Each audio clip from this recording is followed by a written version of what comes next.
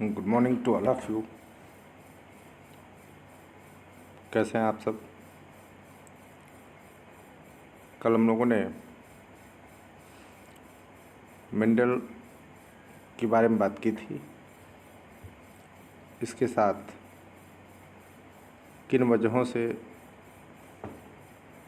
वह जेनेटिक्स के नियमों में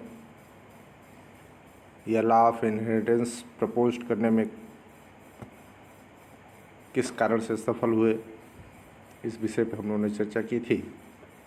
आज हम लोग बात करेंगे मेंडल्स लॉ पे या मेंडल के नियमों पे।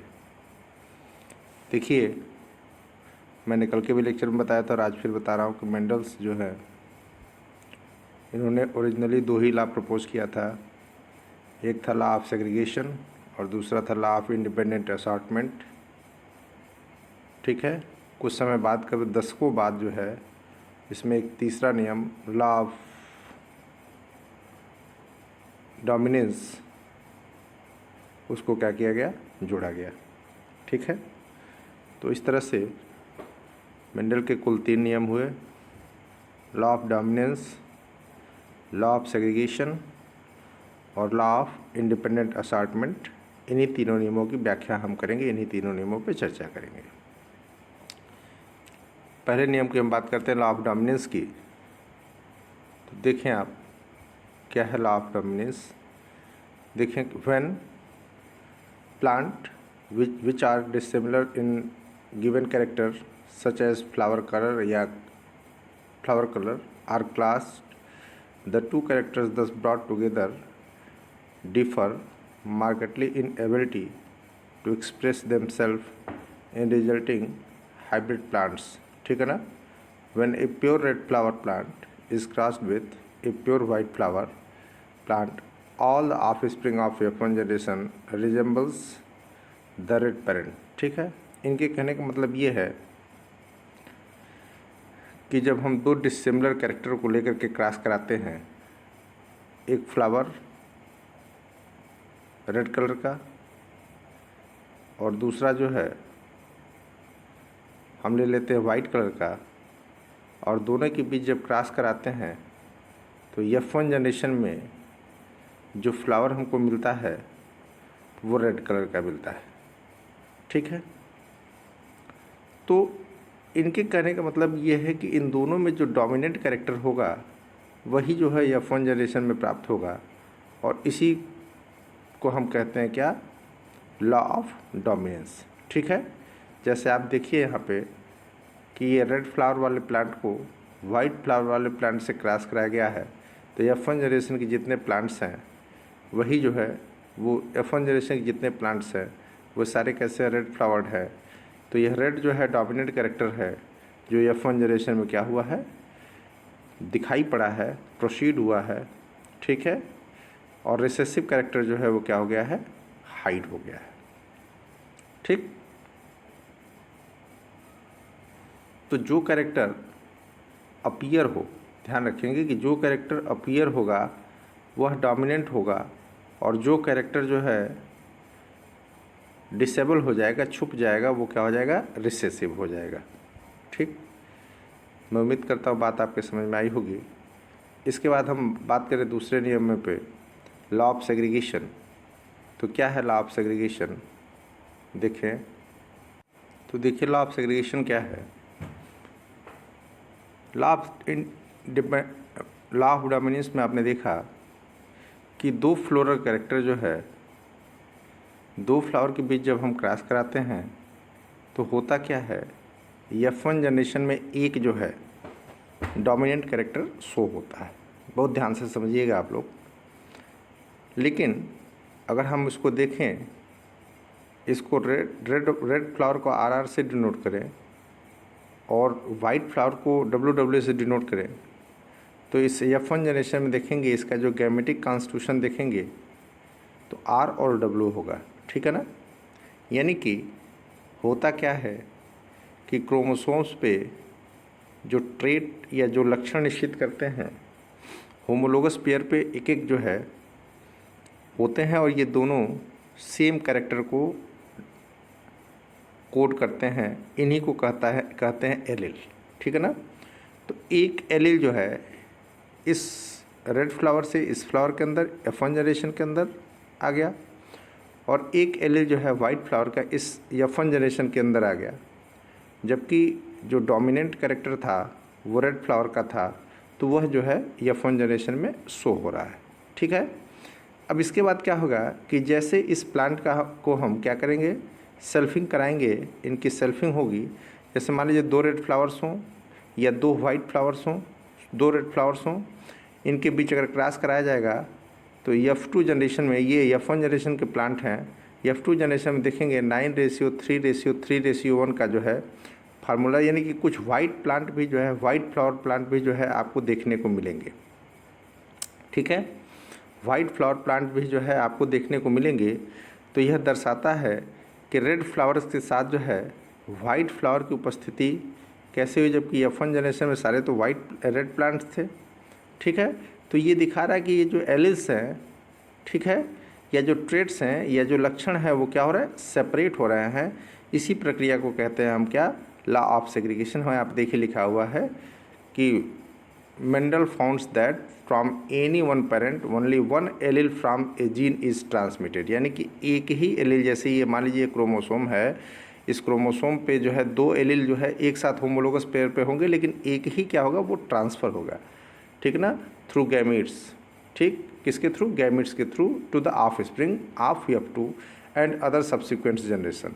When 2 of the red flowered plants of F1 generation are crossed, or when one of them is self-fertilized, both red flowers and white flowers plants appears in the offspring of F2 generation, ठीक है ना। और ये जो result आएगा, देखिए F2 generation का result के जिक्र इन्होंने किया है कि the Mendel's experiment 705 coloured plants and 224 white ones and choose appropriate ratio 3/4 and 1/4, ठीक है ना।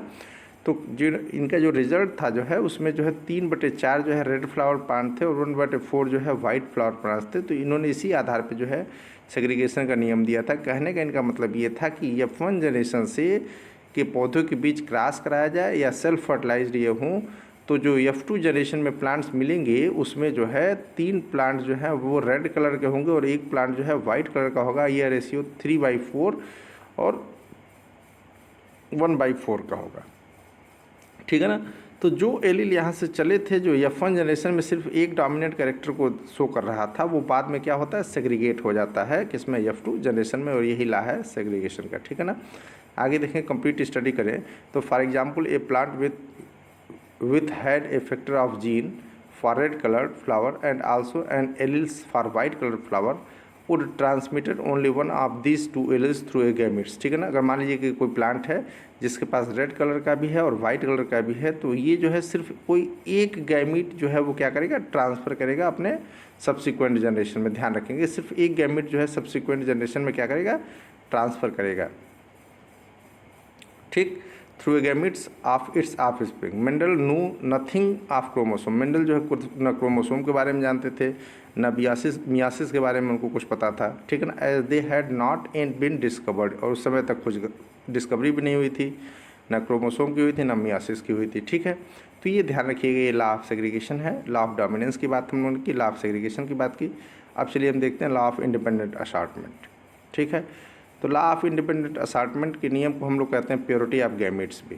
इसको एक बार जो है लॉ ऑफ जो है सेग्रीगेशन को इस तरह से देख लें तो ये देखिए रेड फ्लावर प्लांट, ठीक, आर वाइट फ्लावर प्लांट, ठीक है। F1 जनरेशन में जो है सारे रेड प्लांट है, ठीक, क्योंकि ये डोमिनेंट कैरेक्टर को शो कर रहा है, ठीक है। सभी प्लांट्स जो है रेड है। इसकी जब गैमेट्स बनाई जाए तो आर और आर गैमेट्स निकलेंगे। अब इसका जब सेल्फ पॉलिनेशन हम कराएंगे तो इसमें देखेंगे 3 जो है प्योर रेड, एक प्योर रेड होगा, 2 हाइब्रिड रेड होंगे और एक वाइट कलर प्लांट होगा, यानी कि 3/4 और 1/2 का रेशियो जो है आपको किस पे मिलेगा, लॉ ऑफ सेग्रीगेशन पे। यानी कि यहाँ पे जो गैमेट्स हैं वो जो है क्या हो रहा है, एलिस जो है वो सेग्रीगेट हो रहे हैं, ठीक है।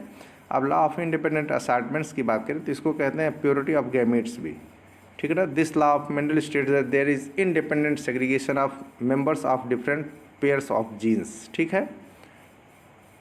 This is explain taking two parts of contrasting characters in parents into two account a dihybrid class. For example, one homologous pair of a chromosomes are the seeds shape alleles. देखिए इसको हम checker board से आपको समझाएं, पहले आप यहाँ समझिए कि यहाँ पे देखिए ये क्या है, गैमीट्स जो हैं, जो दो कंट्रास्टिंग, एक ही कंट्रास्टिंग कैरेक्टर मान लीजिए यहाँ पर हमने लिया है, तो एक कंट्रास्टिंग कैरेक्टर पर अगर आप ध्यान दें तो एक कंट्रास्टिंग कैरेक्टर जो है दूसरे को बिना डिस्टर्ब, यानी कि ये रेड वाला जो है वाइट वाले को बिना डिस्टर्ब हुए क्या हो रहा है, अलग हो रहा है F2 जनरेशन में, ठीक है ना।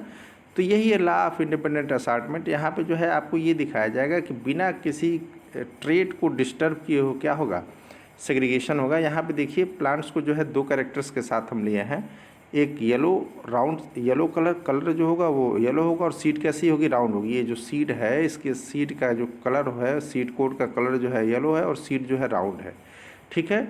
दूसरे का जो है सीड कोट का कलर जो है ग्रीन है और क्या है, व्रिंकल्ड है। अब देखिए यहाँ पे तो इससे होगा क्या कि F1 जनरेशन में क्या मिलेगा हमको, जो है जो डोमिनेंट कैरेक्टर होगा वही वाले सीड मिलेंगे, यानी कि येलो राउंड सीड जो है हमको प्राप्त होंगे। ये डोमिनेंट कैरेक्टर है, ये आपको भी पता है किसके आधार पे, लॉ ऑफ डोमिनेंस के आधार पे।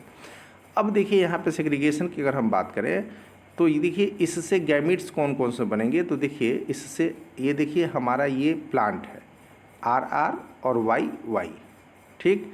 अगर इससे हम गैमीट्स बनाते हैं, ये R जो है राउंड सीड के लिए है और येलो जो है उसके सीड कोट के कलर के लिए, सीड के, यानी कि ये सीड है मटर, आपने देखा होगा तो वो जो है दो कलर का होता है, एक पीले कलर का होता है, एक हरे कलर का होता है। तो सीड कोट के कलर को रिप्रेजेंट कर रहा है ये YY, और सीड की संरचना किस तरह से गोल है या झुर्रीदार है उसको रिप्रेजेंट कर रहा है ये R और R, ठीक है। अगर इससे हम गैमीट्स बनाते हैं तो हमारे पास चार तरह के गैमीट्स बनेंगे, एक कैपिटल R कैपिटल Y, दूसरा कैपिटल R स्मॉल y, तीसरा स्मॉल r कैपिटल Y और चौथा जो है स्मॉल r स्मॉल y, ठीक है। इसी तरह से जो है यहाँ पे भी अगर आप देखें तो वही चार गैमेट्स बनेंगे, RY, फिर कैपिटल R स्मॉल y, फिर स्मॉल r कैपिटल Y, फिर स्मॉल r स्मॉल y, ठीक है। अब इसकी जब क्रॉसिंग होगी देखेंगे, चेकर बोर्ड्स के माध्यम से हम इसको चेक करेंगे। देखें तो देखिए ये राउंड येलो राउंड, ये मतलब इस तरह से सीड्स जो है आप बनाएंगे, आप जानते भी हैं इसको, ठीक है। तो ये देखिए इसमें होता क्या कि आप इन दोनों को जो है एक साथ इस बॉक्स में लिखते चले जाएंगे, क्योंकि ये मेल गैमेट्स हो जाएंगे, एक तरफ फीमेल गैमेट्स हो जाएंगी, और क्रॉस का जो रिज़ल्ट होगा यह बॉक्स जो है उस रिज़ल्ट को शो करेगा, और इसी आधार पे हम सबके कैरेक्टरिस्टिक डिसाइड कर देंगे। जैसे मान लीजिए कि RR और YY है तो ये प्योर गैमीट हो जाएगा, और कैसा हो जाएगा, राउंड और येलो, क्योंकि दोनों डोमिनेंट कैरेक्टर हैं। आपको पता है कि डोमिनेंट कैरेक्टर ही शो होता है, यहाँ पे RR और YY है तो एक डोमिनेंट जीन इसके अंदर है तो येलो हो जाएगा और राउंड हो जाएगा, ठीक। फिर यहाँ पे भी देखिए दो डोमिनेंट जीन है तो येलो राउंड हो गया। यहाँ पे भी देखिए एक कैपिटल R कैपिटल Y है तो येलो राउंड हो गया, ठीक है ना। यहाँ पे भी देखिए दो कैपिटल R यानी कि डोमिनेंट है और एक Y डोमिनेंट है तो येलो राउंड हो गया। फिर येलो राउंड यहाँ जो है येलो और विंकल्ड हो जाएगा, क्यों, क्योंकि एक R जो है कैपिटल डोमिनेंट है और Y क्या है, स्मॉल है, इसलिए क्या है, रिसेसिव है, तो सीट कैसी हो जाएगी, विंकल्ड हो जाएगी। फिर यहाँ भी जो है येलो राउंड हो जाएगा क्योंकि डोमिनेंट जीन है, यहाँ पे जो है येलो और विंकल्ड हो जाएगा क्योंकि एक ही डोमिनेंट जीन है R, ठीक है। इसी तरह से येलो राउंड यहाँ पे भी, येलो राउंड यहाँ पे भी, यहाँ पे भी येलो राउंड, देखिए आप देखते चलिए, यहाँ पे भी येलो राउंड, यहाँ पे भी येलो राउंड। फिर ग्रीन और राउंड देखिए यहाँ पे जो है, देखिए ध्यान से, स्मॉल r और कैपिटल Y है, तो सीड का जो कलर होगा वो ग्रीन होगा क्योंकि रिसेसिव कलर है यहाँ पे ग्रीन, और डोमिनेंट Y है इसलिए क्या हो जाएगा, राउंड हो जाएगा, ठीक है, ग्रीन और राउंड, ठीक। यहाँ देखिए यहाँ पे भी ग्रीन राउंड, ठीक, ये रिसेसिव कलर है ना Y, R जो है, ध्यान दीजिएगा आप लोग, येलो जो है ये ग्रीन राउंड, फिर ग्रीन विंकल्ड, देख रहे हैं ना, यहाँ पे भी देखिए ग्रीन राउंड। R जो है वो वाई जो है वो राउंड के लिए है। तो राउंड जहाँ पे भी जो डोमिनेंट कैरेक्टर होंगे, देखिए यहाँ पे ग्रीन और विंक्टेड है ये, यानी कि ग्रीन, ये देखिए येलो और राउंड है, ठीक। वाई वाई और आर आर है। तो यहाँ पे देखिए ये आर आर जो कैरेक्टर है ये लिया गया है येलो के लिए, और वाई वाई जो है वो राउंड के लिए। यहाँ पे ये शो कर रहा है, देखिए ग्रीन चूँकि जो है डोमिनेंट कैरेक्टर नहीं है, ठीक। तो ये देखिए यहाँ पे जो है ग्रीन और व्रिंकल्ड ये शो कर रहा है, यानी कि R R round R R Y Y जो है ग्रीन और व्रिंकल्ड ये सीट शो कर रहा है। इसमें देखेंगे तो जो रेशियो निकल के आएगा, कहने का मतलब ये है कि जो रेशियो निकल के आएगा वो 9:3:3:1, ठीक है। और इस आधार पे आप देखें तो ये जो है इसमें देखिए ये गैमिट्स जो है, प्योरिटी ऑफ गैमिट्स इसलिए कहते हैं कि इसमें जो है प्योर गैमिट्स भी हमको कुछ प्राप्त होते हैं। एक प्योर गैमिट ये प्राप्त हुआ, एक प्योर सीड जो है आपको ये प्राप्त हुआ, ठीक है। और बिना एक दूसरे को डिस्टर्ब किए क्या हो रहा है, ये जो है सारे ट्रेड्स जो हैं एक दूसरे को बिना डिस्टर्ब किए क्या हो रहा है, सेपरेट हो रहा है, ठीक है ना। तो ये जो है लॉ ऑफ सेग्रीगेशन है और इंडिपेंडेंट, इसी को जो है लॉ ऑफ सेग्रीगेशन और प्योरिटी ऑफ गैमेट्स कहते हैं, ठीक है। अब देखिए the hybrid produced by taking single characters into consideration known as monohybrid. अगर एक कैरेक्टर को हम लेके चलेंगे तो मोनोहाइब्रिड क्रॉस होगा, ठीक है ना। एक कैरेक्टर को, एक सिंगल कैरेक्टर को कंसीडर करेंगे तो उसको कहेंगे मोनोहाइब्रिड, और अगर दोनों के बीच अगर क्रॉस कराते हैं तो मोनोहाइब्रिड क्रॉस हो जाएगा। और जो रेशियो आएगा F2 जनरेशन पे 3:1 का रेशियो आएगा, ठीक है ना। अगर वही हम डाई हाइब्रिड क्रॉस, इन दो कैरेक्टर्स को लेकर हम बात करते हैं तो जो क्रॉस होगा उसको हम डाई हाइब्रिड कहेंगे, दो कैरेक्टर को डाई हाइब्रिड कहेंगे, और क्रॉस जो होगा उसको हम कहेंगे डाई हाइब्रिड क्रॉस। और जो रेशियो आएगा 9:3:3:1। इसमें कहने का मतलब ये है कि आप देखें कि जब हमने एक कैरेक्टर सिर्फ 2 फ्लावर्स को लेके चले थे, और जब रेड फ्लावर की हमने सेल्फिंग कराई थी तो इसमें एक रेड, 3 रेड और 2 वाइट, 1 वाइट मिला था। अगर इसका फिनोटिपिक रेशियो देखेंगे तो 1:2:1 होगा, ठीक है, क्योंकि ये प्योर होगा, ये प्योर होगा, और ये दो जो हैं वो क्या होंगे, इम्प्योर होंगे, क्योंकि इसके अंदर दोनों तरह के कैरेक्टर्स होंगे, ठीक है। और अगर फिनोटिपिक रेशियो देखेंगे तो 3:1 आएगा। जबकि इसके अंदर अगर हम बात करें तो आप देखें, अगर फिनोटिपिक रेशियो की हम बात करें तो यह 3 तरह के जो है प्लांट्स को शो करेगा। एक जो है एक 9 के साथ, और ये 3-3, और ये यानी कि जो है ऐसे ये 4 ग्रुप्स के प्लांट्स होंगे। एक ऐसा होंगे जिसमें जो है येलो और रेड कलर का होगा, सॉरी येलो और व्रिंकल्ड येलो।